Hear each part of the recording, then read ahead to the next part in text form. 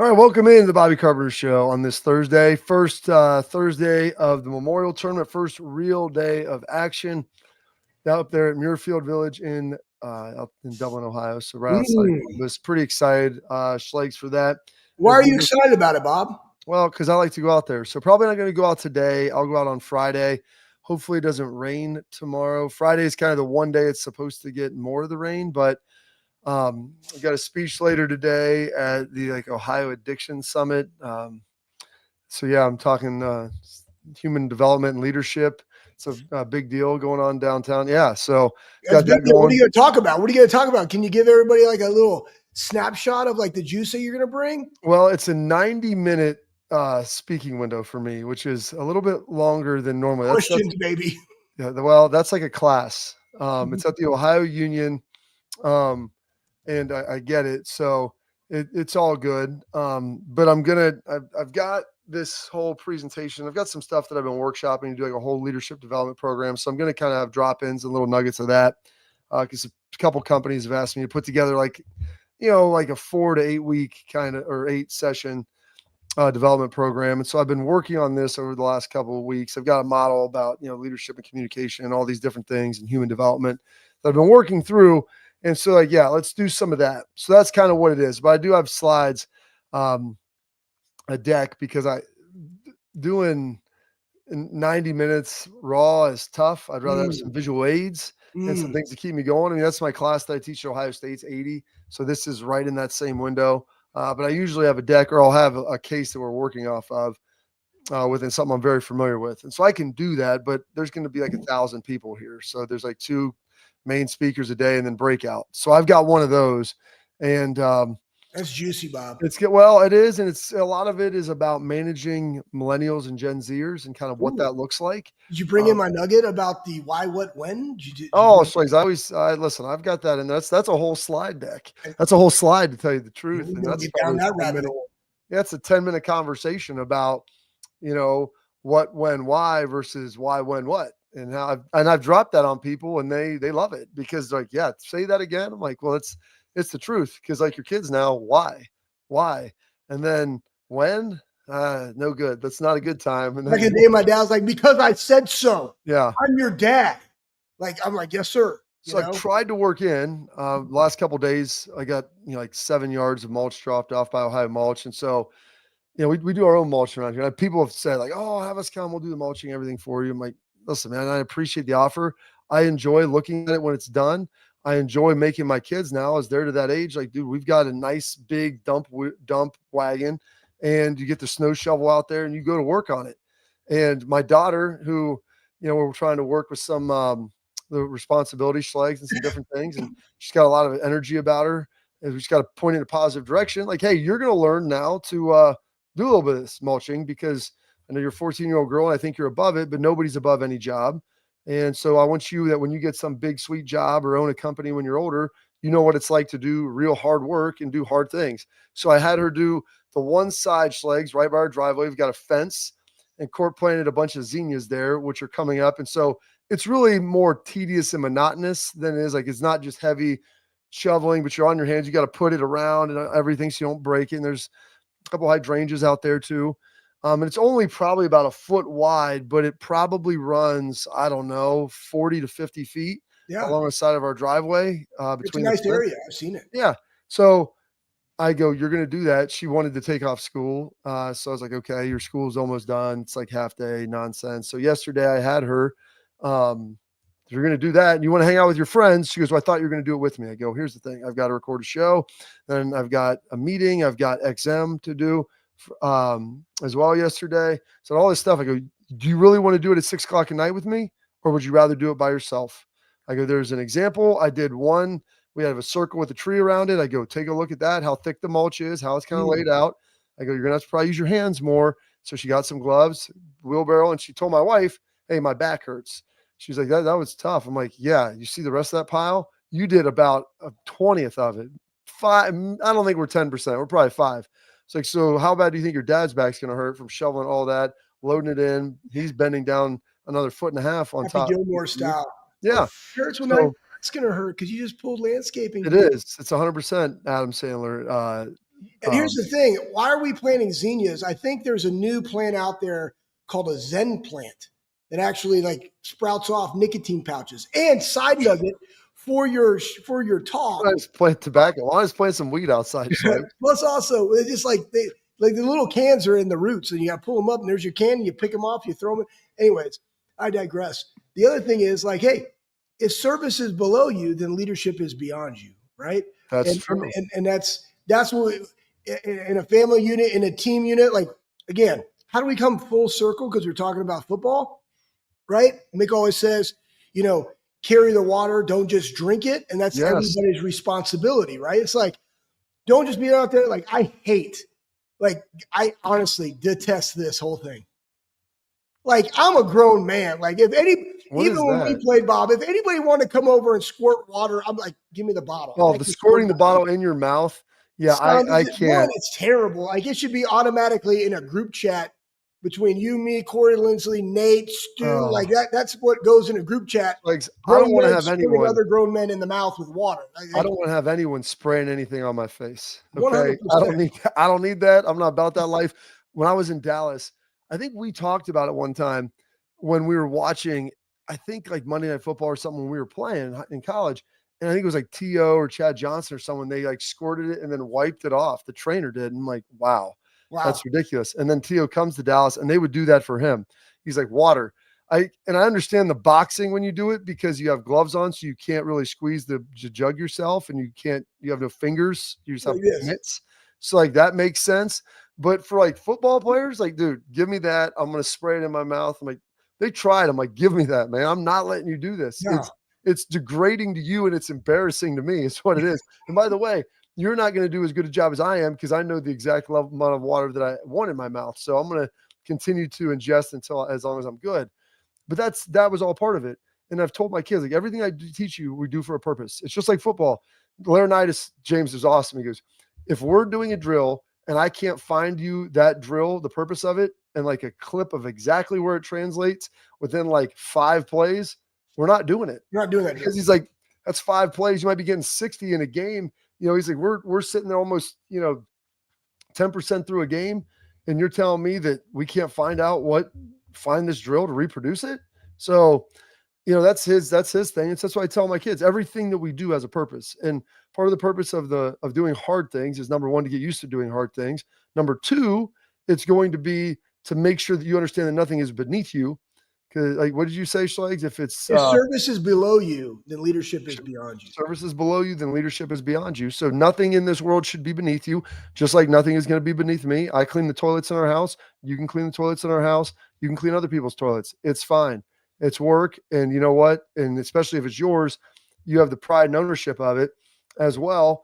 And so you'll always be able to relate to people who have harder jobs, who have done tougher things. And you'll understand when you ask somebody to do that, what that all is going to entail. Yeah, no doubt. So you'll have an appreciation for it. Like, Fick used to always say, go thank your D lineman up front for holding that double team for you. And so when I started playing defensive line, I'm like, man, that sucks. Like, he's like, getting pressure so that you're not back there running around chasing your tail and coverage. Like, it all works together. So have an appreciation for the people that make your job a little bit easier.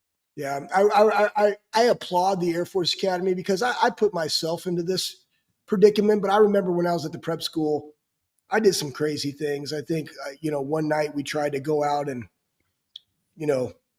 rope a mule deer, probably naked, wearing a cowboy hat or whatever. Did some crazy things. But then one of my punishments was literally for a month, every weekend, Saturday and Sunday, and we played – like JUCOs, like Snow Junior College, and there's a really good one out of Kansas we played. Hold up. Why did you try to rope a mule deer? I mean, why would you not? Like, you're going to eat it? Like, were you no. Just like, I don't know, just try to ride it around. I don't know. Like, this is stuff that we were doing. Anyway, super fun things, right? When you go to I forget what the XP or whatever the place was where you can buy groceries. And I've been to those on installations. Yeah, they're super fun. Anyways, I digress. I probably did some other stupid things that led me to I had to shovel horse crap out of the stalls. They got horses at the Air Force? Yeah, they do. They have horse stalls there. So I don't know. The Some horses have cavalry. wings? Or No, they don't. They're not Pegasus. They're not Pegasus. All right. But they had horse stalls, and we had to shovel. We had to clean all the stalls, and we played on Saturday. So I would go down there and show up at like 5 a.m. Had to walk down, shovel horse crap, literally from like 5 a.m. until noon, and then we played at 2. And it was like, you ain't getting out of it. Like, I'm like, okay, sure. And I did that. And I remember just playing in the next 4 games. And I had my face was black. Like I was like blowing farmer's snot, and it was just like dark. It was probably horse manure that I had inhaled and did it. And I had appreciation. Did I continue to get in trouble? Yeah. But you know what though? I learned that I could do really terrible, disgusting things and still go play ball. So Air Force, I appreciate you for holding me accountable to do those type of things. Because it was like, I could do anything after that. Whatever. Yeah. I'm good. Well, you realize the bounds of your existence. Usually what that would do, Sykes, is it would serve as a deterrent. It would just serve as a warning. Like, I don't want to do this because the punishment sucks. No. Whereas I could do worse. I could even, there is more levels that I could go to where I will eventually stop. That's just not one. And it's kind of like growing up, my dad, great story. He said I was soft because I like quarter pounder with cheese, pickles, and ketchup only. And I had a wrestling tournament. Sauce. I had a wrestling tournament. I did not do. I did well, but I lost the first match. I was seeded.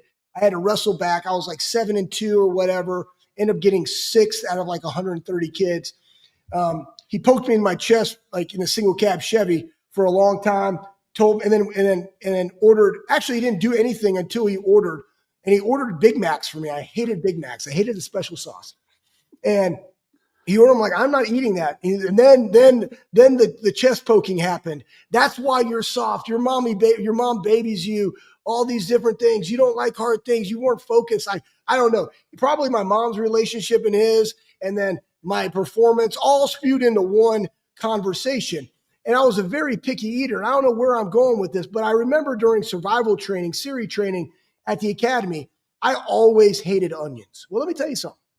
You don't hate onions when an onion is the only thing that you can eat.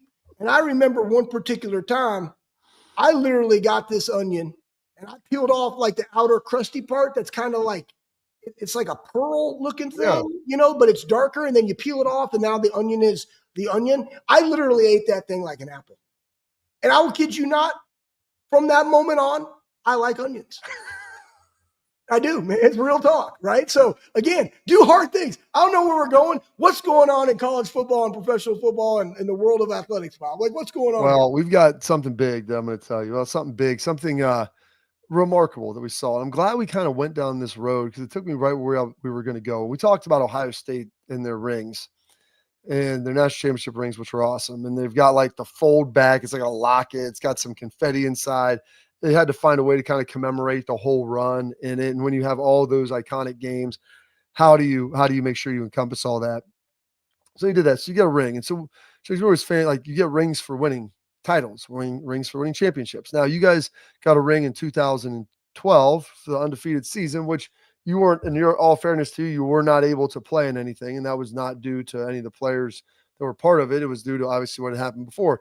And so there's an interesting ring story that we've got out of here that I want to get to from one of the a fairly prominent college and a quarterback that I have a heck of a lot of respect for. And I think we're just giving rings out to give rings. I'm not sure. Well, it's kind of like when you go to a baseball tournament now, every single kid's like walking away with a ring or trophy, this award, that award. Listen, man, keep moving on. We're going to get to that in a minute because attention parents and athletes, protect what matters most. Trusted by professional athletes, designed by NHL team dentists. Export guards are scientifically tested to absorb those high-impact hits, protecting both your teeth and your brain. Export mouth guards feature 3 layers of advanced protection, including a patented use of carbon fiber, custom 3D printed to your own grill. That means more protection, better performance, max comfort, clear communication.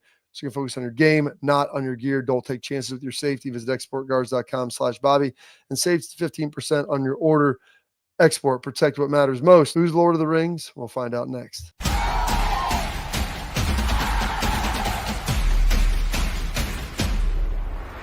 Welcome back into the Bobby Carpenter Show. And Sykes, we were talking about doing hard things. You do the hard stuff, you get the reward. If you do the things you need to do when you need to do them, then one day you can do the things you want to do when you want to do them. Trying to teach that to my kids. You don't always get a trophy. Life isn't always easy. Hey, How, Bob, that yeah. 12-0 season, I want to say this real fast. They got a ring. We got a ring. We couldn't play because of the bowl ban, which was stupid. I believe would have won the national championship versus Notre Dame that year. Alabama boat raced them. But that was Urban Meyer's best coaching job. Just saying. There was a lot of things that transpired out of that year that, escalated the program. I think he changed the culture and everything that needed to be changed. And yes, they deserved a ring for going 12-0 to kind of commemorate that undefeated season. What if you went undefeated at home? But I lost other games, Bob. Did I lose other games? Did I lose other games? About half of them. Okay, then the answer undefeated at home, you struggle a little bit on the road. Throw that up, Pat. Georgia Tech. I love Haynes King, dude. Haynes King is a dog. They played Georgia really tough. Like did they beat Miami? They beat Miami. Yeah, they beat Miami. They did some cool things. I think they beat South Carolina. Maybe. I know they beat Florida State. Maybe that was it. They beat Florida State early. I'm sorry, they beat South Carolina this year. No. They beat Florida State. They beat Florida State, and they beat Miami. Yes. Georgia Tech got rings for their 7 and 6 season. Now, at first, I was like, what the heck are you getting those rings for? They didn't even win their bowl game, so they were 7 and 5. But it says 6-0 at home, Schlags. And I love Haynes King. He's a dog. He is a tough son of a gun at quarterback. But, I mean, have you ever seen such a thing? Have you ever heard of anything like that? And what would you do with that ring once you got it? I don't know. I guess it's the memories that you did, but like undefeated at home, you lost your bowl game. You went 7 and 6, and you got a ring. If you like it, then you should have put a ring on it. I go back to, we could have got an Alamo Bowl ring, but like that wasn't the standard. And again, this is a bigger conversation of what the landscape of college football actually is. Who are the ones that are playing for championships? And is that the standard? And like, honestly, does Georgia Tech even need to be in the conversation? This goes some stuff down the rabbit hole of what, dadgummit, was it Sankey from the SEC is talking about? But like, there's levels to this thing in college football, and going undefeated at home, maybe it's never been done in school history. I don't know. It says defend the flats on it, and it has the stadium and that you're undefeated, but that's not really the season. Like, the standard shouldn't be that you go undefeated at home. What'd you do on the road? I remember. What did you do with your whole season? I mean, I just remember our 2004, right? We're 3-0, then we go 3-3, and then we go on a run. I think we would go 6-1. We lost to Purdue, which never lost in that game. And then we go and we blow out Oklahoma State in the Alamo Bowl. And that kind of, I don't need a ring to remember that season. I remember for all the bad things that transpired, the Northwestern game, that was terrible. The Wisconsin game at home, the Purdue game on the road. But I do remember the positive was how we finished strong, that I believe catapulted us into our senior year. And then even in that year, we were co-Big Ten champs. So we got a ring for that, and we ended up finishing 4th in the country. And we had 2 losses, both Penn State and Texas. And honestly, the only games that I can recall are the Texas and the Penn State games, because they're the ones they lost, besides our, and that would be like us getting a ring in 2004 because we beat Michigan. We get gold pants. But it's like, oh, hey, guess what? You had a great season because you won. No, like, we beat Michigan. We get gold pants for that. I don't need a ring to commemorate what that 8-4 season looked like, So why not? Like, that should be one you want to remember. A walk to remember, if you will. That's where we're at now. Like, walk in the clouds. Well, I always say the jewelry in the awards, there's something that they symbolize what that season or what that exactly. Symbology. William Defoe. But they symbolize, and they're supposed to serve as a memory and as a marker where, hey, when you see that as a conversation piece for all of the stories, but all the memories and everything that are associated with it, like the good and the bad. And ironically, like, you usually only remember the bad in life, which is kind of crazy that that's how you're wired, especially the more competitive you are. That's just how it works. So it kind of sucks.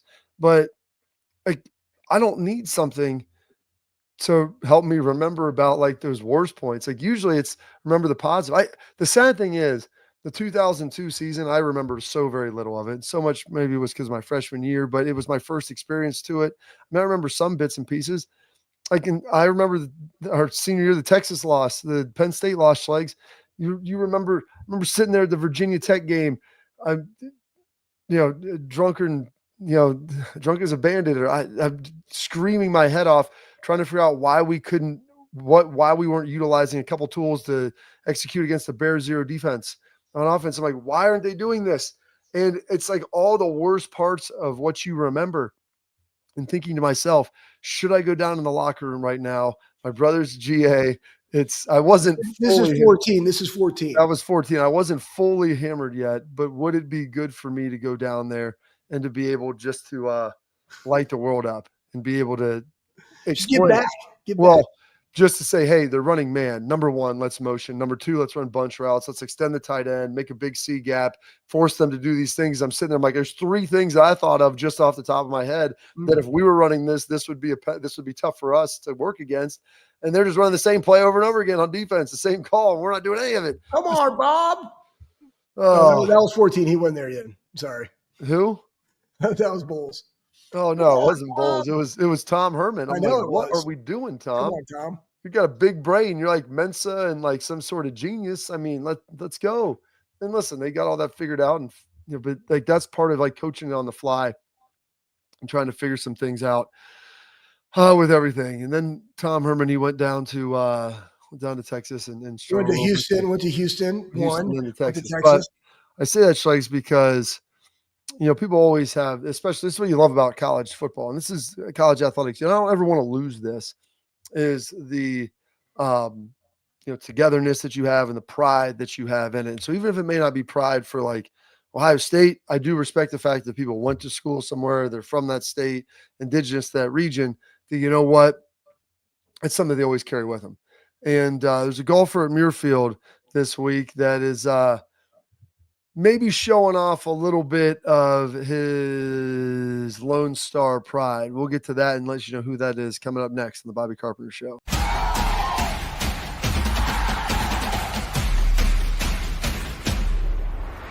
All right, welcome back into the Bobby Carpenter Show, and we got our guy Anthony Schlegel with me. Listen, if you're watching this far, please like, subscribe, leave your comments.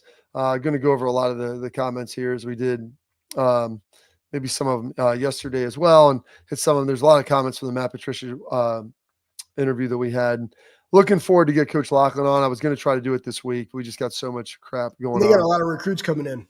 Well, we do, and we'll talk maybe a little bit more about that. Probably not going swimming or jumping in pools with them, though. Well, maybe. You don't know that, Schlegs. You don't know that, but throw that up there, Pat. Jordan Spieth, Texas guy, he's in Columbus, Ohio. Now, his team lost. Remember this. Like, they lost. But Jordan Spieth, a proud Texan, Schlegs, and so I get where he's coming from here, and let's let that roll. It's not great being a Texas Longhorn right now. And I may hear a little bit about that, but hopefully we get our revenge in September. It's you circle it on the calendar. It's it feels like a major championship every time we come here because of the golf course, the amphitheater settings, the crowds, the people. It's one of the best weeks of the year. It looks like it's going to be as good or better shape than it always is, which is immaculate. And then the weather's going to cooperate, so it's going to be a really good one this week. There's no hiding it out here. You either have it or you don't. And there's no hiding out there, but like he talked about it. It's very kind words about the memorial, but then said, hey, tough up here. I'm probably going to hear it on the course a little bit.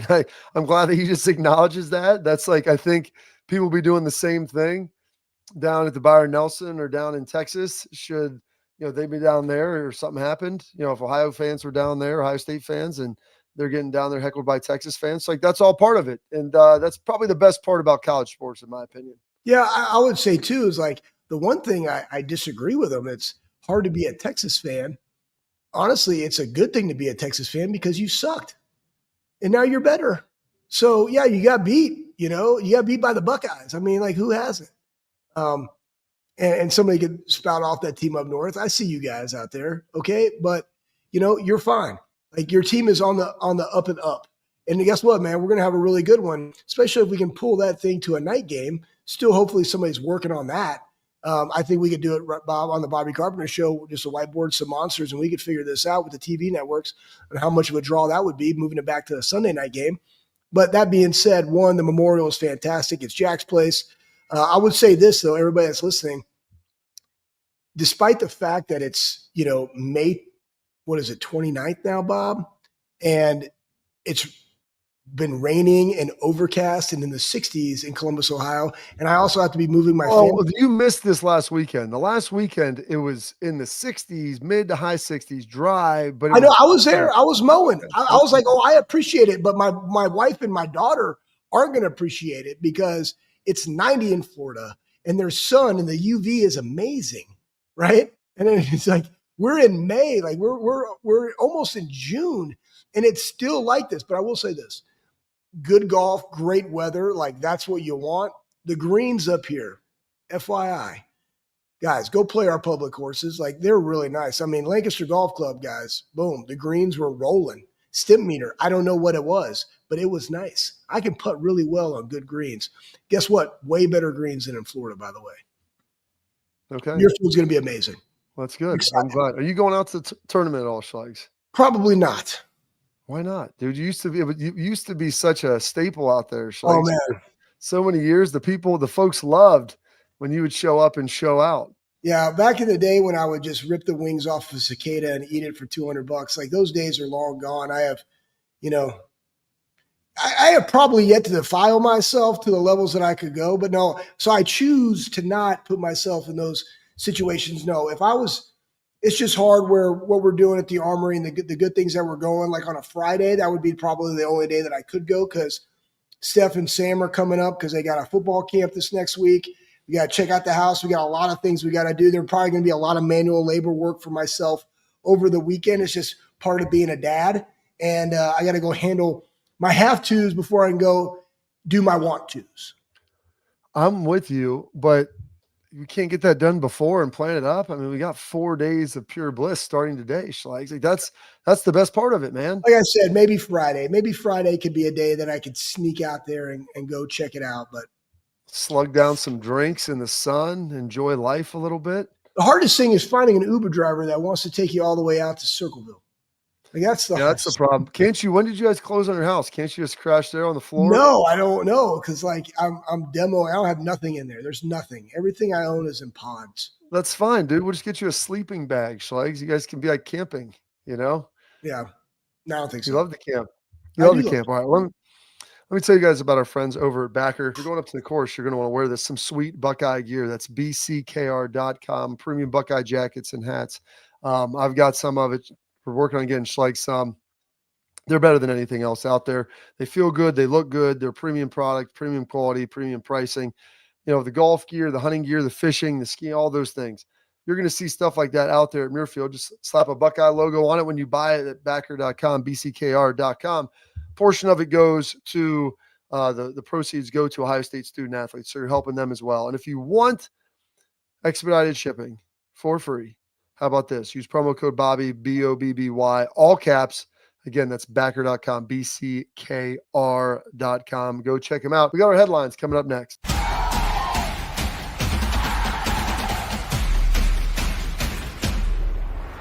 All right, welcome back in the Bobby Carpenter Show. And we got our headlines brought to you by our friends over at Lake Spur Marketing. Lake Spur Marketing, they're full service.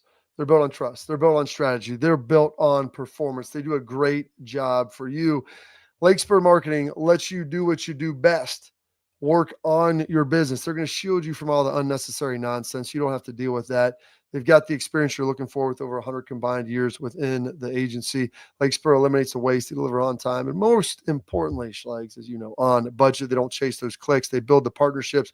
Lake Spur Marketing, the proof is in the partners. Ohio State is a Nike school.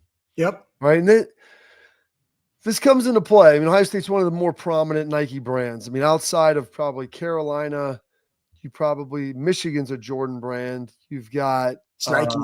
It's Nike. That's what I'm saying. Like under the Nike umbrella. Oregon, obviously. Sweet. Oregon, obviously. Texas is a Nike brand. Like those are the big ones that get just about anything they want. Georgia. Tennessee was a Nike brand. They are apparently Schlegs going to be going to Adidas. Inside sources See confirmed. that shoe? It says Adidas. Yes, as presented terms, apparel sponsor for UT Athletics. The new deal, Adidas will make Tennessee the face of its brand in college football athletics, along with a hefty check north of $200 million for a 10-year period. It's $20 million a year, so that's probably a merch too. Tennessee used to be Adidas Schlegs when we were coming up. They were. The bigger conversation is here. Nike is so prevalent in college sports, and I think it has such a strong brand that I remember guys when they were being recruited, they wouldn't go to schools that were Under Armour, Adidas because they liked Nike so much. Do you think that's still the case? I think that NIL changed everything. You know, I guys can go work their own deals. Guys are doing stuff with Roebuck, right? Like we're a Nike school, but they can wear whatever they want. I think that it is not that big a deal, especially when you look at like the deals that have done and what really I'm looking at more of like the brands. And the bigger question is, why would you make Tennessee that brand for you? They're in the SEC, yes. I also believe that Texas A&M is Adidas. I want to say, I don't know why that popped into my mind, but maybe they're trying to like, impact and get more eyeballs in that market. If you go look at like Under Armour, I think Notre Dame's Under Armour. Under Armour, right? Northwestern Under Armour. I only know that because I just remember that, but I only know it because I remembered it. What kind of Notre Dame? Don't worry about it. That's why we're on. That's why I'm in the media. I just add the hard hitting facts. But why? Like they're huge brands, huge followings. I don't know how big the brand of the T is. So, but they are on TV a lot. They are coming up a little bit. So, is $200 million over 10 years. That go for them on December 20th, Schlegs. Exactly. But I'll say this, though. For Tennessee, you want a bigger deal like this. And I think you're going to see these bigger programs not necessarily stay with a Nike just because kids like them.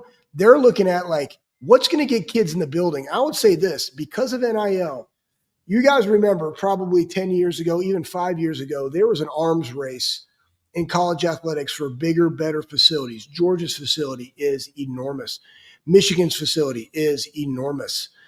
Alabama's facility, enormous. Ohio State, honestly, same footprint for a long time. Like just probably right after we left, Bob, they renovated the Woody, and it's still the same framework. Here's why I say that. Kids aren't going to universities for the amenities.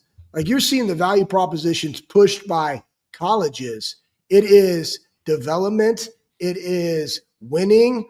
It is, the coaching, the brotherhood, all those different things.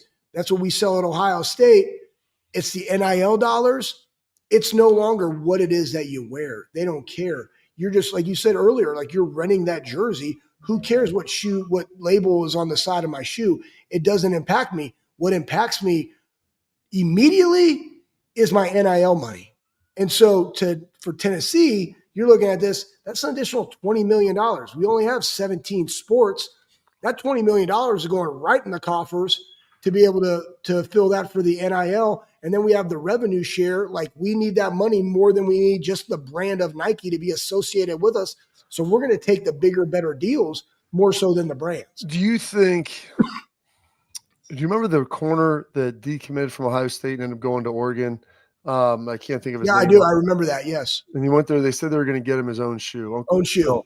Like, do you think that there's value in that? If you're Adidas and you're saying, listen, Tennessee, we want to make you our flagship. When you have big time guys come through, you talk to us and we'll design a shoe for them, just like we do in the NFL, just like we do in the NBA. Like we'll design these shoes for your players, and then they can be, quote, like the icon and the brand forward dudes. Well, it could be, Bob.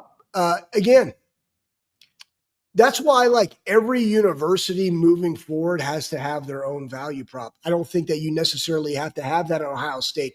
If you're a Caleb Downs, just like they are at Oregon, you're going to go to Nike and say, hey, listen, man, Caleb, he does not have this. Well, you know what? Let's use Lathan Ransom. He had some footwear issues. hey, Lathan needs a particular style of cleat. You don't make it in a wide. He needs to make it in a wide because he has to have a certain insole that has carbon fiber on the bottom. We need you to make this. Guess what they're going to do? They're going to make it. We're not going to publicize that they're making it for them, but they need to make it. That's what they're going to do. That's part of the partnership. It's automatically in the deal. They have foot scanners that come in that will put you in, and honestly, the cleat that you need. And if the cleat doesn't exist or needs to be done, that's what Kevin does. He calls up Nike and like, we need some custom cleats for this particular athlete. That's part of the deal. They just want to make them the branding around that shoe for Nike or for Adidas. That's okay. I think guys come to Ohio State for completely different reasons than that. And it's honestly also okay because those are the guys that we want in our culture. So you yourself as an organization have to have identified what are the people that you want on your team. And if there's somebody that is gravitating toward that, then they might not be a fit for all the things that you do. You look at Jeremiah Smith, he could easily go wherever he wants, probably have his own shoe or whatever. But Jeremiah Smith is also the Iron Buckeye his freshman year, his sophomore year, and just continues to be very quiet, very humble, and to continue to do work. Like that's the type of guy that you want. And he could go other places, make significantly more money, but he knows that he's getting developed for the next level right here and now at Ohio State. So he's going to stay for that. So I think every place is different, but everybody can utilize these different tools to move the needle one way or another for a player. I love it, Schlegs. Needle moving. That's what we're all about. All right, coming up next, we're going to get to our tailgate talk. We answer some of your questions and comments. The Matt Patricia show has been wildly consumed. A lot of comments in there, a lot of good stuff as well. We'll break that down in some of our tailgate talk here coming up next.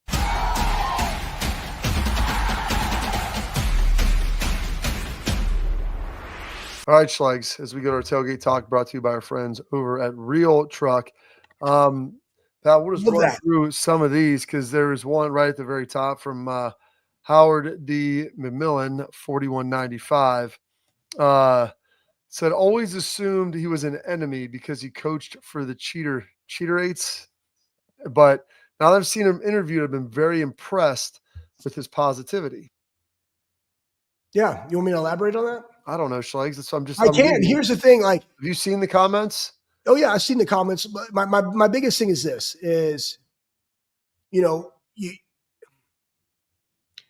coaches are transient. They're moving from one organization to another. You can't judge them based upon what they are, where they've done. To me, it's about how they add value to your organization. Immediately when we heard of Matt Patricia being thrown out there, there was also a name of Joe Cullen. I coached with Joe. Think very highly of Joe. Matt Patricia, one brings. What I love most about Matt Patricia is what you guys heard in that, and that is how he teaches. Because you have to be a better educator now than you ever had to be in the past. He's also embraced the recruiting side, which Jim Knowles necessarily did not. It was more, even when James was an assistant, not the linebacker coach at the very beginning, though he couldn't travel, James was the recruiting face when they were on campus, and then they would meet with Jim. So that being said, I think what he does is he helps Ryan, having been in an organization that's won multiple Super Bowls, having been a head coach in the NFL, understanding the practice length and intentionality of which you go through practice now, especially with a longer season, potentially even playing more conference games as we move down the road. He adds a lot of value, keeping guys healthy. I thought that Mick and Ryan did a phenomenal job last year in the run. Like you saw how our guys looked. Our guys looked fresh and fast and violent at the end. So kudos to them. But he also has more nuggets that he can bring. So when I look at the hire, I just was super grateful, Bob, that you got him on and everybody could hear the side that we hear and also get a glimpse into the why behind defenses and how he ties that into the history of getting guys to buy in. So they have, again, raising up their football acumen. That's something that they can take to the next level. And also he's using verbiage that they currently use in the NFL because there's a lot of places that run the same style of defense because they all learned it from the Sabans, from the Belichicks. Like that's just how it's happened. I love it, Schleich. That's good. Yeah. Well, the Bills, if you will. Here's one that's going to be thrown at you. This is from Dex 3945. It said, wait, so Ohio high schools don't have like the football only team weight training periods in school? Question mark. They don't.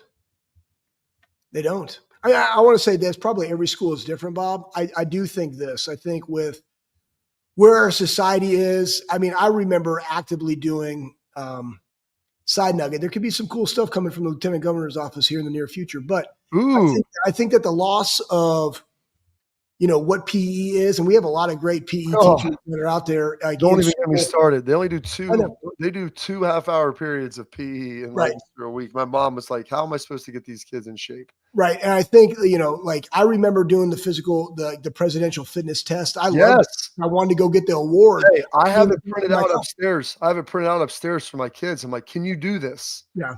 Can you do this? I think that, one thing too is, in schools, and again, I'm speaking this from a practitioner that owns a facility that does human performance training, and I hired the best, like Jay Hooten is our director of sports performance.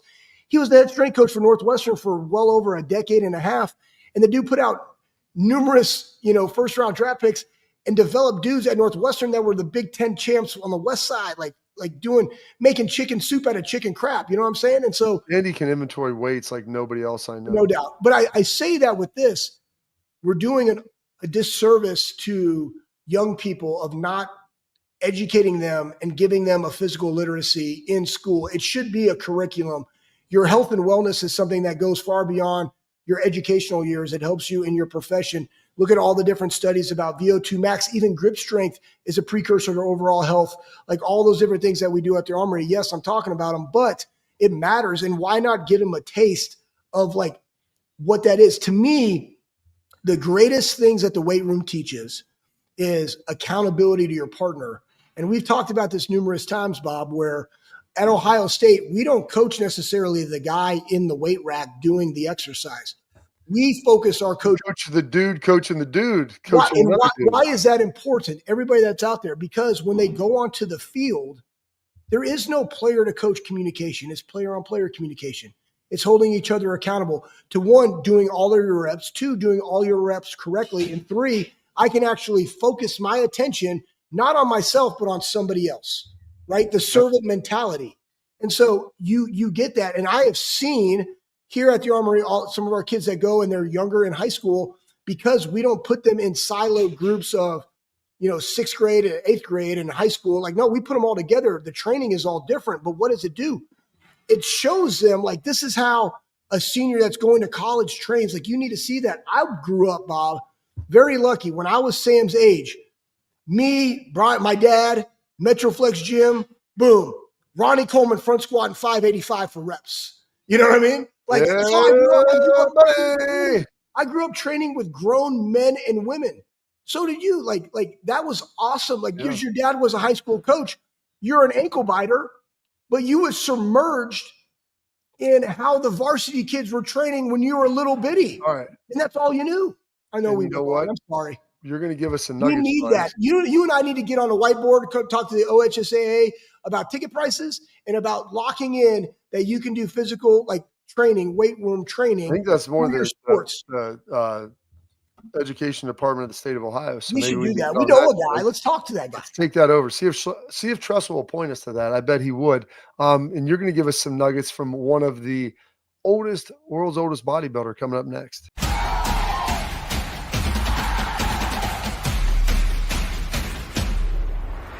All right, Schlegs, let's hear it.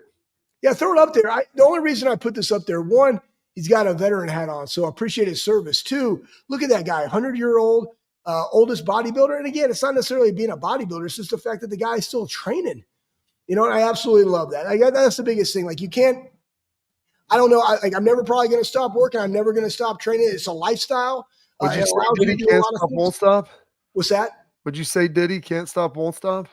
No, I did not say that. That's what you said. I'll never stop. I did not say that. That's your nugget, Schlegs. We're going to Friday. Can't stop, won't stop. Always train. I just love the fact that the picture they showed of him is him doing strict bicep curls. Even it doesn't matter. He's in there getting after it. Absolutely. We got more from the Bobby Carpenter Show coming up on Friday.